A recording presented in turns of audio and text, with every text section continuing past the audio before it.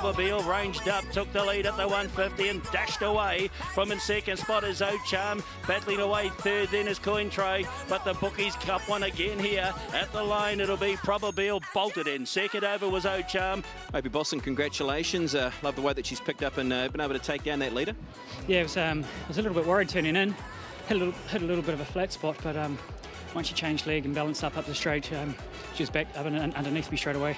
Okay, how do you sort of line this two-year-old up out of the Tiako runners so far?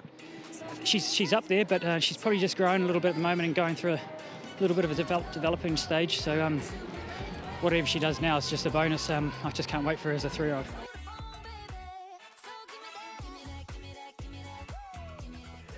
Best horse in the world polls and some year-nars still to come on weigh-in, but on cue, Bruce caught up with Brendan Lindsay earlier in the week. Brendan, as a custodian of one of New Zealand's great stud farms in Cambridge Stud, is there any pressure or weight of expectation in this business venture?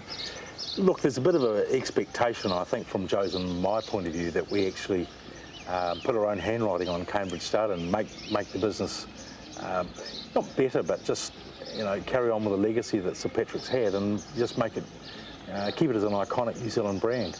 But I've got a theory about pressure. I think you put pressure on yourself rather than what other people put on you. Yourself and Joe have been on a recent trip to Europe. Can you tell us about that? Well, I went up to the yearling sales with John Foote, and we got an invitation from David Redfus to go to St James's Palace, which was an event before the Quipco race day. And then Joe and I got an invitation to go to Sheikh Haman's box. Wow. At the Otani family, and we had this amazing experience where we went down and watched the horses before the Group 1 race, and we had a ticket to go to the King's box. We didn't actually realise where we were going, and we walked in there, and Joe walked straight in the room, and she walked up to look out onto the track, and sitting to the right-hand side was the Queen, and Joe went. Anyway, we watched the race with them, and after the race, the Queen came over and said hello, and she like told them to cheer for their horse. I told them to cheer, and I introduced ourselves from Cambridge Stud, and Patrick bought the property off Sir Patrick and Lady Justine, and she said, "I remember that." She said, "I remember going there," and I said, "Your Majesty, your photo is still pride of place at the stud here."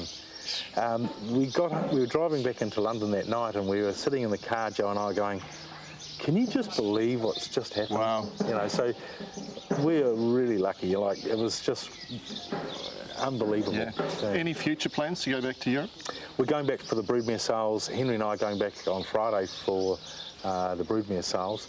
And I know, Bruce, yourself, that your foundation mares you bought out of Europe. So we're looking to obviously add some different bloodlines. Absolutely. To the stud. The recent Massara report's been very much to the forefront of the industry's thoughts. Did Cambridge Stud put in a submission on the back of that to the DIA?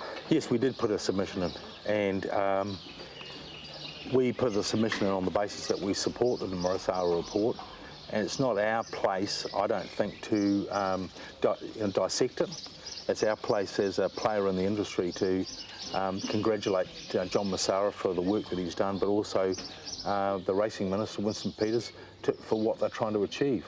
And I honestly think that some people not everybody's going to be happy, but we all, for an industry and a sport that we love, we all know it needs major change. Yeah. And with major change, sometimes people feel a little bit aggrieved. But, we have our fingers crossed. One of the things that we said at Cambridge Stud in our submission, that should the report be adopted in its entirety, it makes a big difference to how we look at our investment for the future in the New Zealand racing industry.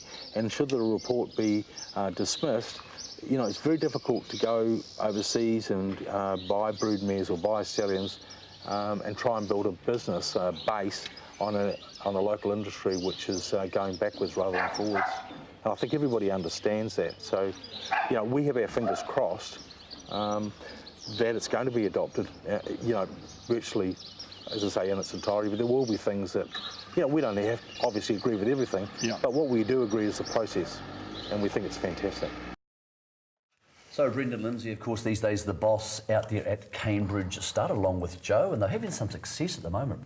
PROBABEEL, obviously very good. Bavella, also very good. And there'll be more of that on Kiwi Bread. That's 7:30 on Tuesday nights as we look more into the new era of Cambridge Stud.